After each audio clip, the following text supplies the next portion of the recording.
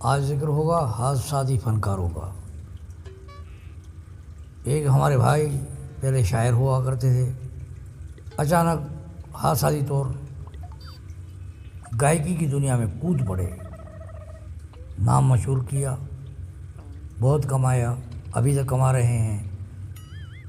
वो हैं मुमताज़ मौलाई। ऐसा गा रहे हैं, ठोक ठाक के गा रहे हैं।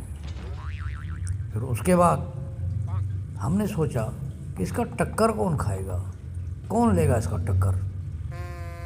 कोई नज़र नहीं आ रहा था दूर तक, मगर कमाल हो गया भाई, टक्कर का आ गया, कमाल का टक्कर का आ गया। माशूक शर और माशूक शर, वाह माशूक, वाह बंदूक तुझा ठका, तोखा भलुआ नल को। ऐसा गाया, ऐसा धमाका किया, मुमताज़ तो क्या सबको पीछे छोड़ दिया। अब सबसे आगे और टॉप 10 पे, फर्स्ट पायदान पे हैं हमारे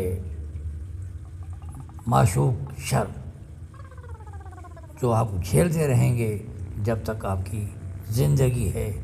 झेलते रहिएगा ऐसे खूबसूरत फनकारों को, जो आपको खूबसूरत शायरी के साथ खूबसूरत आवाज़ में ऐसे कलाम सुनाएंगे कि आपके होश खता हो जाएंगे। यह आपका नसीब है या आपकी बदनसीबी है, जो भी है बर्दाश्त करो।